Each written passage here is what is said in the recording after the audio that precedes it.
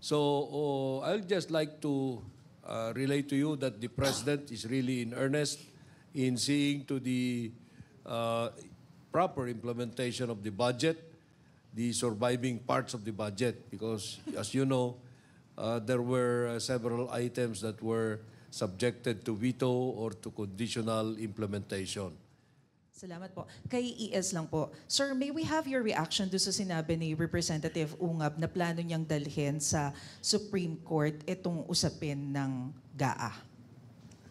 Hindi ko mapipigilan si Congressman Ungab at saka yung mga similarly minded people who would want to put up a challenge.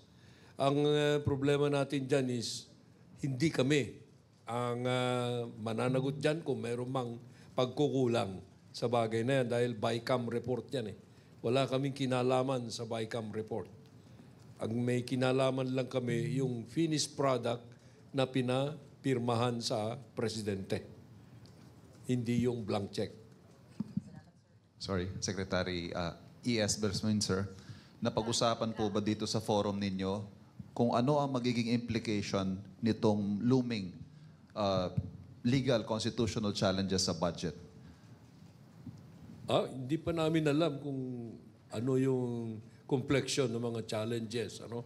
We are just receiving this from the media that there will be challenges. But until we see the actual complexion of all those, whatever challenge may be mounted, it is speculative for us to say or comment on any of them. Pero ano ho kaya magiging scenarios should it come to that, na magkaroon nga po ng legal challenge sa budget and then the Supreme Court steps in and declares it unconstitutional? Paano ho mangyayari sa budget natin? Wala. Alam mo, the Supreme Court will never stop the budget from being implemented. All right? I cannot understand if the Supreme Court will have that tendency to put a stop to it, even if any of those challengers will ask for a TRO. Because the government must function, must be run. Now, sasabihin nila, fall back on the reenacted budget.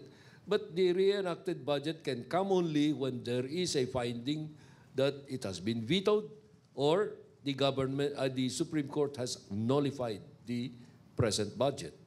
But that is yet to be in the end of the year or maybe when this resolution of these challenges will have been delivered. Okay, but right now, the government must continue to function. There is a duly approved budget subject to all those that were vetoed, the items.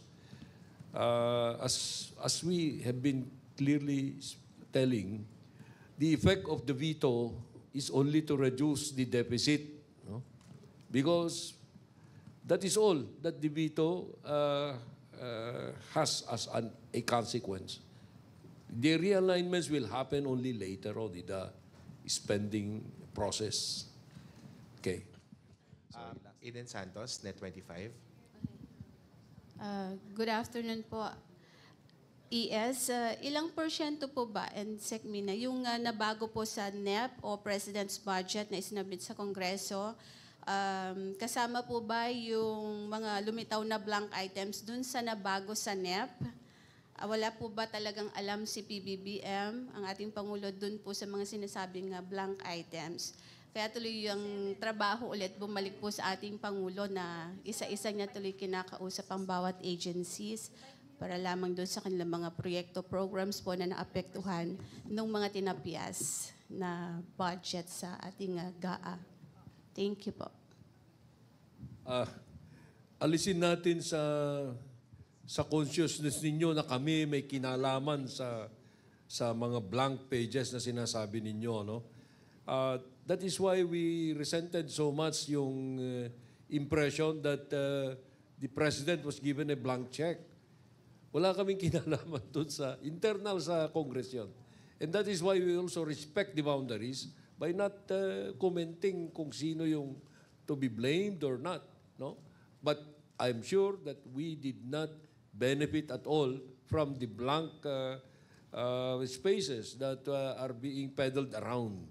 Kaya namin sinasabi na fake news yan dahil binibintang kay Presidente yung pag-fill up even if that is not what they said, that is the impression they want to give to the public, which is very wrong, very malicious. Kaya I came out with a very strong statement dyan, and the President was very blunt also in saying that whatever the former President was saying about this is a lie. Gusto kong malaman ng taong bayan na wala talaga kaming kinalaman dyan. Tanungin ninyo mga congressmen, mga senators. And that is all that we can say at this point.